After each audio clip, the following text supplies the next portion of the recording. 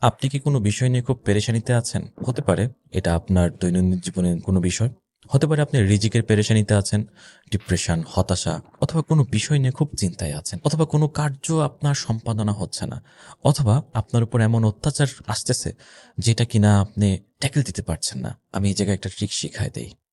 আপনার যখন এরকম কোনো সমস্যা আসতেছে আপনার জীবনে, হয়তোবা আপনার বিয়ে আটকে আছে অথবা যেগুলো সমস্যার কথা বললাম আরকি। আপনি আপনার এই সমস্যার কথাগুলো চিন্তা করবেন এবং আপনার অন্যান্য মুসলিম ভাইয়েরা যারা পৃথিবীর বিভিন্ন কোনায় কোনায় ছিটিয়ে আছে তাদের জন্য সেম দোয়াটা করবেন।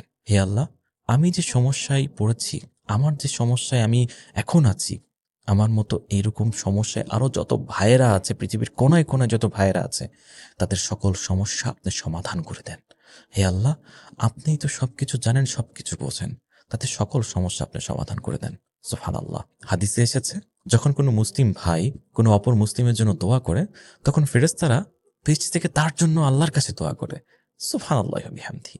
এবং আমিও দেখেছি, যখন আমার কোনো একটা সমস্যায় পড়েছিলাম আমি, আমার সেটা সমাধান হচ্ছিল না, আমি সেটা নিয়ে অন্যের জন্য দোয়া করা শুরু করেছি এবং খুব শীঘ্রই আমি সেটা সমাধান পেয়ে গেছি। সুবহানাল্লাহ। আপনিও যদি এরকম কোনো সমস্যায় পড়ে থাকেন এখনো, দেরি না করে আল্লাহর কাছে এইভাবে যেভাবে আমি দোয়া করা শিখেছি, এভাবে দোয়া করুন ইনশাআল্লাহ।